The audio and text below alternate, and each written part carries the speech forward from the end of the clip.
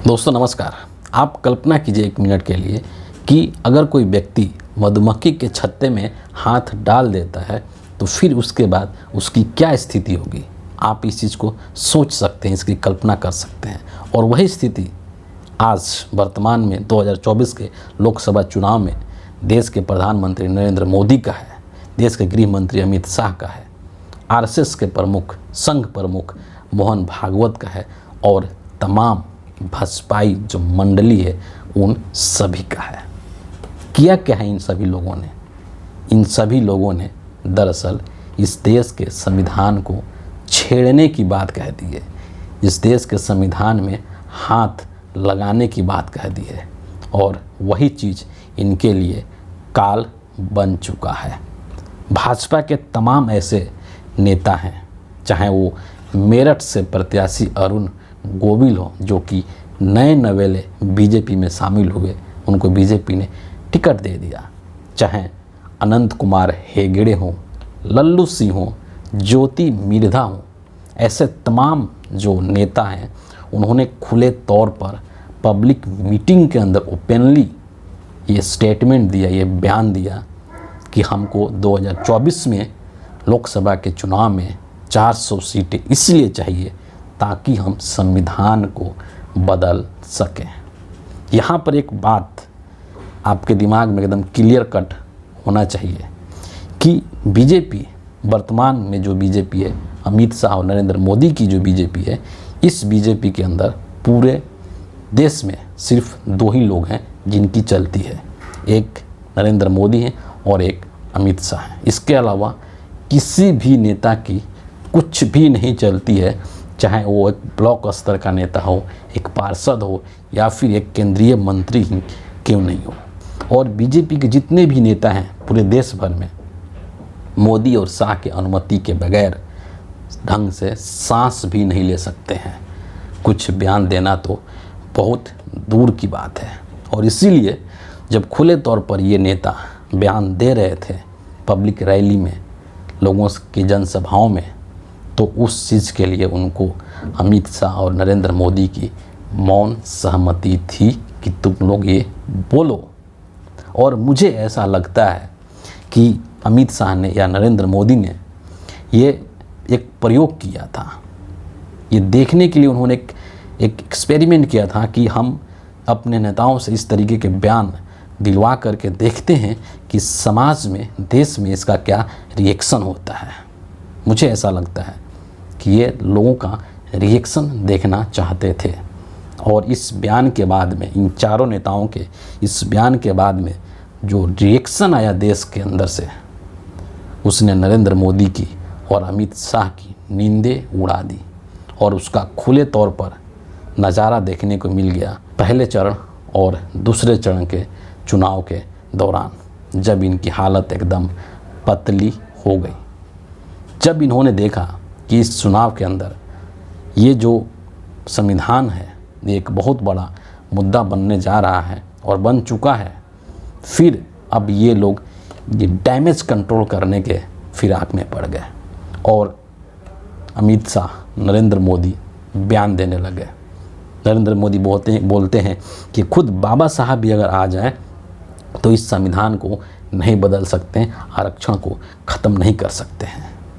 अमित शाह ने अपने कई जनसभाओं में इस चीज़ का जिक्र किया कि हम संविधान बदलने वाले नहीं हैं, हम आरक्षण को ख़त्म करने वाले नहीं हैं। लेकिन नरेंद्र मोदी और अमित शाह की जो विश्वसनीयता है इस देश में वो घट चुकी है। लोग इनके मंशा को अच्छे तरीके से समझ चुके हैं और इसीलिए नरेंद्र मोदी और अमित शाह के इन बयानों पर देश के अंदर किसी ने भरोसा नहीं किया। फिर क्या हुआ? फिर खुद संघ के प्रमुख, आरएसएस के प्रमुख मोहन भागवत को इसमें कूदना पड़ गया। और मोहन भागवत ने हैदराबाद के अंदर एक कार्यक्रम में इस बात की घोषणा कर दी कि हम संविधान को नहीं बदलने जा रहे हैं, संविधान के साथ कोई छेड़छाड़ नहीं होने जा रहा है, आरक्षण को हम ख़त्म नहीं करने जा रहे हैं। लेकिन यही वो मोहन भागवत हैं जिन्होंने कि 2015 में बिहार के अंदर जब विधानसभा का चुनाव होने वाला था तब इन्होंने खुले तौर पर ये घोषणा किया था कि देश के संविधान की समीक्षा का समय आ चुका है, इसके ऊपर पुनर्विचार करने का समय आ चुका है, आरक्षण के बारे में फिर से सोचने का समय आ चुका है। लेकिन आज यही सारे भाजपाई अब ये कहते फिर रहे हैं कि हम संविधान ख़त्म नहीं करेंगे, हम आरक्षण ख़त्म नहीं करेंगे। कहते हैं ना कि मजबूरी में गधे को भी बाप बनाना पड़ता है।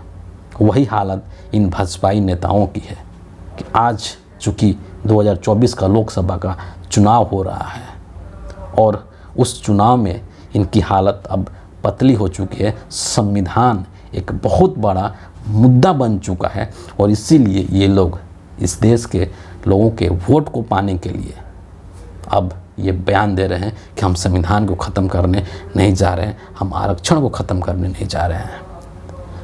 रीज़न कि इस बयान के बाद से देश के तमाम जो दलित हैं, जो मुस्लिम्स हैं, आदिवासी हैं, ओबीसीज हैं, जितने भी मतलब कम्युनिटी के लोग हैं जिनको कि सीधे तौर पर आरक्षण का लाभ मिला हुआ है, उनके अंदर ये चीज़ें, ये विचार उनके दिमाग में कौंधने लगा कि अगर संविधान ही ख़त्म हो जाएगा, बाबा साहब का दिया हुआ संविधान ही अगर ख़त्म हो जाएगा तो उस संविधान के वजह से हमें जो अधिकार मिले हुए हैं वो अधिकार तो स्वतः ही ख़त्म कर दिया जाएगा।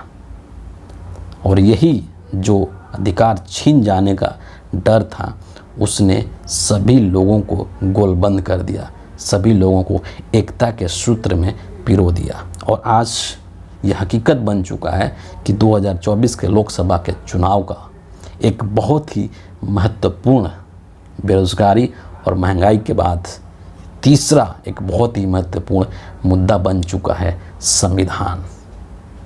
तीसरा महत्वपूर्ण मुद्दा बन चुका है और न सिर्फ शहरों में बल्कि शहर से लेकर के और ग्रामीण क्षेत्रों तक में एक पढ़े लिखे व्यक्ति से लेकर के और एक निरक्षर व्यक्ति तक के दिमाग में ये बात घुस चुका है कि नरेंद्र मोदी अगर 2024 में जीत जाते हैं तो इस आरक्षण को ख़त्म कर देंगे और हमें जो अधिकार मिला हुआ, इस देश के जितने भी दलित हैं, वंचित हैं, शोषित हैं, उन सभी को जो अधिकार मिला हुआ है वो अधिकार 1 मिनट में ख़त्म हो जाएगा, समाप्त कर दिया जाएगा।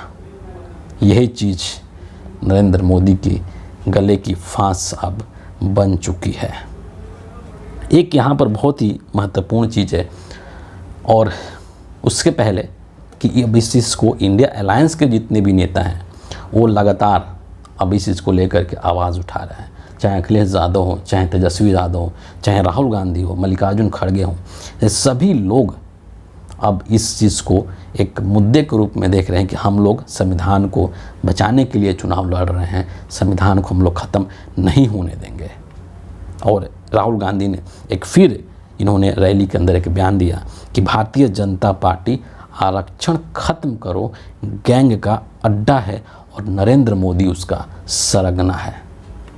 तो ये जो है एकदम कहते हैं ना ज़मीन पर ये जा चुका है संविधान ख़त्म करने का जो ये मुद्दा है और इसके जो रिप्रकशन निकल करके सामने आ रहे हैं वो नरेंद्र मोदी को और अमित शाह को भयभीत कर रहा है, उनको डरा चुका है।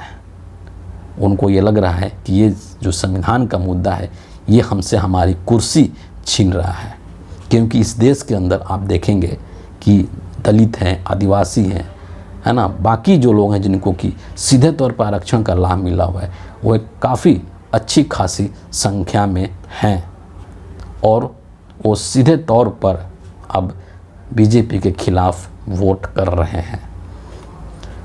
दूसरी चीज़ यहाँ पर ये समझना बहुत ज़रूरी है और ख़ास करके जो स्वर्ण जाति के लोग हैं, जो समाज के ऊपरी जाति के लोग हैं, उनके दिमाग में कहीं ना कहीं ये चीज़ रहता है कि संविधान का मतलब सिर्फ आरक्षण ही है, जबकि ऐसा बिल्कुल भी नहीं है। संविधान का मतलब सिर्फ आरक्षण नहीं है। संविधान का एक उपबंध किया गया है, एक उपबंध है, एक प्रोविज़न है संविधान के अंदर आरक्षण, जिसका उद्देश्य था कि समाज में जो लोग भी हाशिए पर हैं, दबे कुचले लोग, शोषित लोग, पीड़ित लोग जो कि हाशिए पर हैं, उनको कुछ लाभ दे करके, है ना, उनके लिए कुछ विशेष रियायत दे करके उनको समाज के और देश के मुख्य धारा में लाया जाए। सिर्फ एक प्रोविज़न है आरक्षण संविधान के अंदर।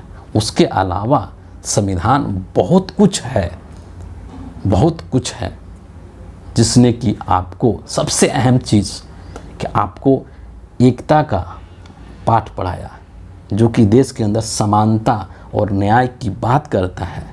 वो हमारा संविधान ही उस चीज़ की बात करता है, जिसने आपको वोट देने का एक इतना महत्वपूर्ण अधिकार दिया कि मतलब जिसका कोई जवाब नहीं है। आप चाहे कितना भी अमीर से अमीर क्यों नहीं हो और चाहे कोई गरीब से गरीब क्यों नहीं हो, सभी को एक वोट का अधिकार दिया है इस संविधान ने। चाहे अडानी अंबानी वोट करे, चाहे फिर एक गरीब मजदूर दिहाड़ी पर काम करने वाला मजदूर वोट करे, दोनों की वोट की कीमत एक ही है। यही है हमारे संविधान की ताकत। और इस ताकत को भी नरेंद्र मोदी छीन लेंगे अगर ये संविधान ख़त्म हो जाता है। सारा कुछ जो है वो पूंजीपतियों के हाथ में चला जाएगा। एक झटके में सरकार जो चाहेगी वो करेगी। आप एक आवाज़ तक नहीं उठा सकते हैं, सरकार के विरुद्ध में कुछ बोल नहीं सकते, आपकी आवाज़ दबा दी जाएगी, कुचल दी जाएगी। इसके कई सारे एग्जाम्पल्स आपको देखने को मिलते हैं। चंडीगढ़ मेयर चुनाव में क्या हुआ आप सब ने देखा। इसी लोकसभा चुनाव के अंदर गुजरात के अंदर सूरत में किस तरह से विपक्षी पार्टियों के उम्मीदवारों का नामांकन रद्द कर दिया गया, सभी ने देखा। वो एक एग्जाम्पल मात्र है। वो चीज़ पूरे देश में लागू हो सकता है कल को, अगर इस देश का संविधान ख़त्म हो जाए तो। इसीलिए जो स्वर्ण जाति के लोग हैं उनके दिमाग में ये कतई नहीं आना चाहिए कि संविधान का मतलब सिर्फ आरक्षण है और संविधान ख़त्म हो जाने से सिर्फ इस देश के जो दलित हैं, जो शोषित हैं, जो पीड़ित हैं, उन्हीं को नुकसान होगा। जी नहीं, इससे उनको तो नुकसान होगा ही होगा, लेकिन उनके साथ ही साथ आपको भी उतना ही नुकसान होगा, क्योंकि आपकी जो अधिकार हैं, आपके जो मौलिक अधिकार मिले हुए हैं, वो सारे अधिकार एक सेकंड में छीन जाएंगे। आरक्षण तो छीनेगा ही छीनेगा, लेकिन आपके फंडामेंटल राइट्स भी छीन जाएंगे। तो उस चीज़ को लेकर के आपको सजग रहना बेहद ज़रूरी है। और तमाम जो इस देश में लोग हैं, जो बुद्धिजीवी लोग हैं, वो ये समझते हैं इस चीज़ को। और इसीलिए 2024 का जो चुनाव है, लोकसभा का चुनाव, वो कह रहे हैं ना कि संविधान बचाओ, लोकतंत्र बचाओ। ये अब चुनाव बन चुका है और इस चीज़ का महत्व अब नरेंद्र मोदी को भी समझ में आ रहा है और अमित शाह को भी समझ में आ रहा है। और इनसे जब चीज़ें कंट्रोल अब नहीं हो रही है, तो अब सीधे तौर पर संघ के प्रमुख को इसमें ला करके डाल दिया गया कि आप अब बयान दीजिए कि संविधान ख़त्म नहीं होगा, आरक्षण ख़त्म नहीं होगा। लेकिन त्रासदी क्या है? त्रासदी ये है कि नरेंद्र मोदी या अमित शाह की बातों पर देश के अंदर कोई भी व्यक्ति विश्वास नहीं करता है। कहते हैं ना जब कि मजबूरी में गधे को बाप बनाना पड़ता है, वही हाल इन लोगों की है कि चूँकि अभी वोट लेना है, चुनाव चल रहा है, तो वोट लेने के लिए ये लोग कुछ भी करेंगे, आपको बरगलाएंगे।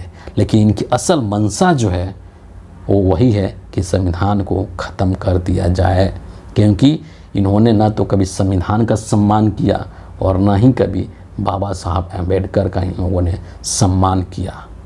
संविधान की प्रतियां खुले तौर पर ये भाजपाई जलाते हैं, बाबा साहब की मूर्तियां खुले तौर पर ये भाजपाई तोड़ते हैं। इनके दिल में न तो संविधान के लिए सम्मान है और न ही बाबा साहब के लिए सम्मान है। सिर्फ मौका परस्ती है कि अभी चुनाव है, वोट लेना है, इसीलिए ये सब ड्रामेबाजी चल रही है कि हम संविधान को ख़त्म नहीं करेंगे, हम आरक्षण को ख़त्म नहीं करेंगे। ये सब सिर्फ बयानबाजी है। हकीकत यही है कि जिस दिन नरेंद्र मोदी के हाथ में ताकत आ जाएगी, उस दिन नरेंद्र मोदी और बीजेपी इस देश के संविधान को ख़त्म कर डालेंगे। इस चीज़ से आप सबको सतर्क रहना होगा, आपको सजग रहना होगा। सूरत सबसे बड़ा एग्जाम्पल है इस चीज़ का। और सूरत जो मॉडल है वो पूरे देश में नरेंद्र मोदी कल को लागू कर सकते हैं। इसीलिए ये चाहे कुछ भी बोले कि हम संविधान ख़त्म नहीं करेंगे, हम आरक्षण ख़त्म नहीं करेंगे, इनके बातों में विश्वास करने लायक नहीं है। इनके बातों में आप बिल्कुल भी मत आइए। और इंडिया अलायंस के नेताओं को इंडिया अलायंस की जो पार्टीज़ हैं उनको वोट दीजिए, ये मैं खुले तौर पर कह रहा हूँ, क्योंकि वही लोग जो हैं संविधान की रक्षा कर सकते हैं, वही लोग आपके अधिकारों की रक्षा कर सकते हैं। नरेंद्र मोदी और बीजेपी ऐसा कभी नहीं कर सकती है। नरेंद्र मोदी चंद मुट्ठी भर जो देश के पूंजीपति है उन्हीं के लिए काम करते हैं। मोदी जी देश के आम लोगों के लिए काम नहीं करते हैं। इसीलिए ये जो चुनाव है, ये चुनाव वाकई में महंगाई और बेरोजगारी के लिए तो है ही, लेकिन साथ ही साथ देश के संविधान को बचाने के लिए, देश के लोकतंत्र को बचाने के लिए है। सो आप लोग इस चीज़ के लिए वोट कीजिए, लोकतंत्र के लिए वोट कीजिए, संविधान के लिए वोट कीजिए और नरेंद्र मोदी के किसी भी बातों में मत आइए। बहुत बहुत धन्यवाद।